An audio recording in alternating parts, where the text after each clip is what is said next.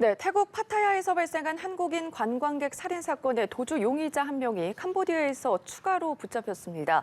경찰은 현지 경찰과 협의해 국내 송환 일정을 협의 중인데요. 나머지 도주 용의자 한 명도 계속 추적하고 있습니다. 한편 해병대원 순직 사건 관련 피의자 신분인 임성근 전 해병대 1사단장이 밤샘 조사를 받고 오늘 아침에야 귀가 있습니다. 자세한 소식 안지성 변호사와 함께 짚어보겠습니다. 안녕하십니까? 네, 어서 오십시오. 예, 어제 이어서 이제 태국에서 벌어진 살인 사건 내용 계속해서 이어가 보도록 하겠습니다. 용의자를 이제 3명으로 특정을 했는데 한 명이 한국에서 검거가 됐고요. 2명은 이제 해외에서 도주 중이지 않았습니까? 그 중에 한 명이 캄보디아에서 검거가 됐다면서요. 사건 배경 좀 짚어주시죠. 일단은 경찰에서는 이 사건 인지한 직후에 바로 이제 인터폴에 긴급 요청을 해서 적색 수배를 받아놓은 상황이었고요.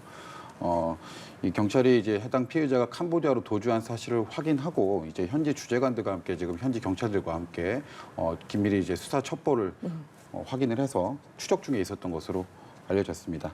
그렇게 결국에 이제 14일 새벽에 캄보디아 푸노펜 지역에서 용의자로 보이는 한국인 남성이 투숙 중이다라고 하는 첩보를 확인을 했고, 그래서 현지 캄보디아 경찰과 또 이제 주재관이 숙박업소에서 그 해당 피해자를 검거하게 된 것입니다. 예, 붙잡힌 용의자는 현재 캄보디아 경찰서에 구금이 돼 있다고 알려졌는데 사건이 발생한 건 태국에서 발생을 했고 붙잡힌 건 캄보디아에서 붙잡혔습니다. 이 경우 한국으로의 송환이 이루어질 수 있을지 혹은 수사가 너무 지연되지는 않을지 우려가 되거든요.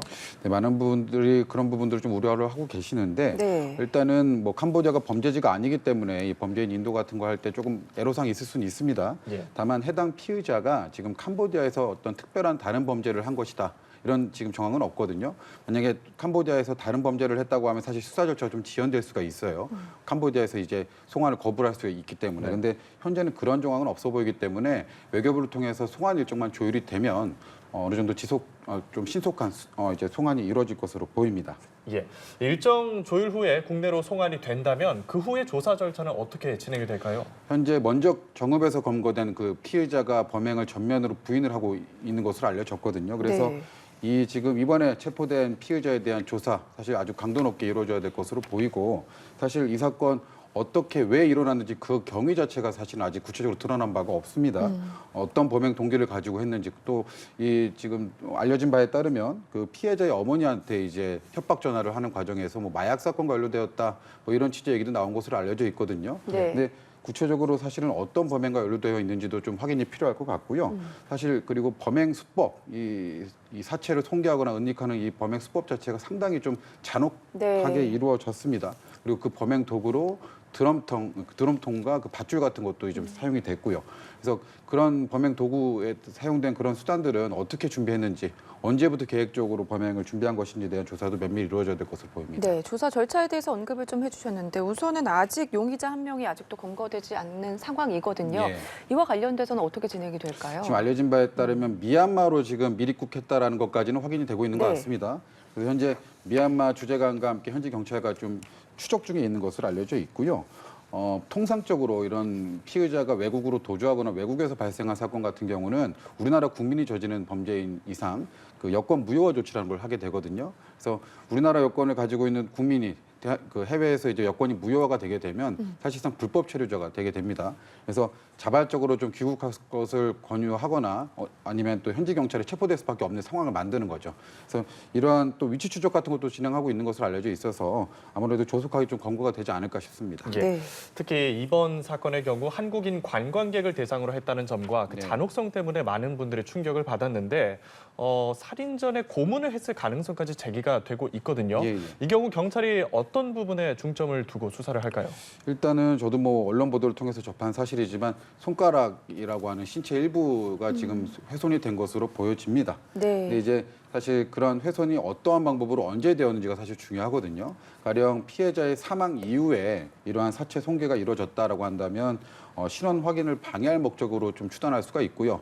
그런 것이 아니라 뭐 손괴 시점이 그 사망 전이다라고 한다면 고문으로 볼 수도 있는 것이기 때문에 지금 해당 부분에 있어서는 현지에서 지금 조사가 이루어지는 것으로 알려져 있습니다. 그래서 그 조사 경과를 좀 더 지켜봐야 될 것으로 보입니다. 예, 우선 정읍에서 체포가 된 이 또 다른 피의자에게는 경찰이 구속영장을 신청을 했거든요.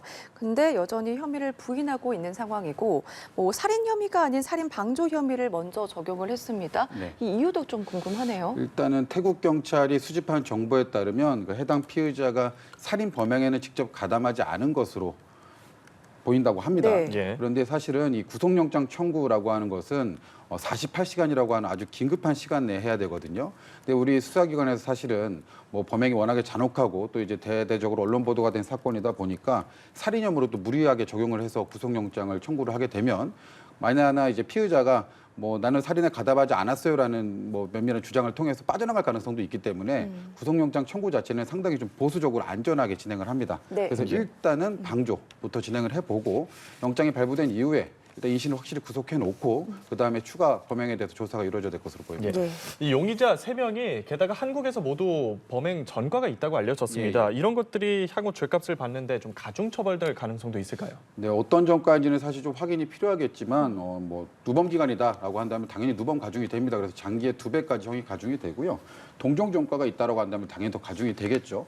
그런 부분들은 또 이제 범행 수법의 잔혹성과 비춰봤을 때 양형에서 더 불리하게 작용할 것으로 보입니다. 네, 알겠습니다. 다음 사건으로 좀 넘어가 보도록 하죠. 네, 해병대원 이순직 사건의 피의자인 임성근 전 사단장이 경찰에 출석한 지 그러니까 22시간여 만에 귀가를 했습니다. 뭐 밤 늦게까지 조사가 이루어질 거다라고 예상을 했었는데 그보다 오늘 오전에 귀가를 한 것으로 알려지고 있거든요. 이 정도면 굉장히 고강도 수사다 이렇게 봐도 되겠죠. 예, 아무래도 10개월 만에 이루어진 첫 소환 조사다 보니까 네. 수사기관에서도 면밀하게 좀 준비를 했던 것으로 보여집니다. 그리고 지금 조서를 열람이라는 걸 하게 되거든요. 네. 조서를 문답 과정으로 이제 쓰게 되고 조사를 마치면 이제 열람을 하게 되는데 그 열람에만 지금 3시간 정도 소요가 됐다고 해요.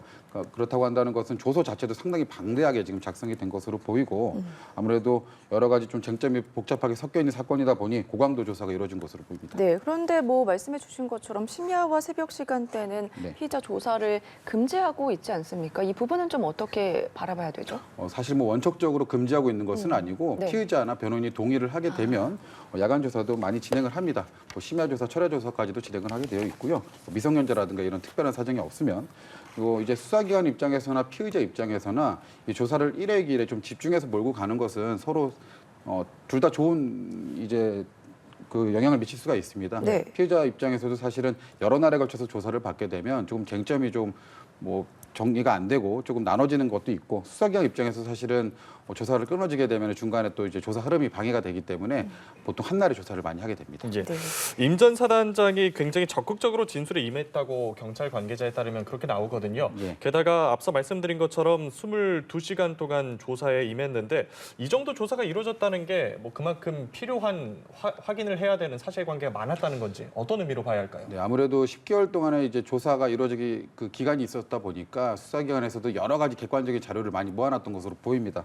그리고 사실은 뭐 정치적인 루트는 아니겠지만 언론이나 여러 가지 루트를 통해서 관련된 자료들이 많이 나왔지 않습니까? 지금 예. 뭐 통화 녹취라든가 아니면 네. 단톡방 내용이라든가 그래서 그런 것들 그다음에 이 관련자들 진술이 많이 있습니다. 그래서 관련자들 진술과 상이한 부분을 위주로 집중적으로 좀 조사를 하다 보니까 이렇게 좀 조사가 길어진 것으로 보이고요. 지금 전 사단장 같은 경우는 당시 현장의 그 통제권, 작전 통제권이 육군 54단장에게 가 있었다. 그렇기 때문에 난 책임도 없고 권한도 없었다라고 지금 일관되게 좀 주장을 하고 있는 것으로 보입니다.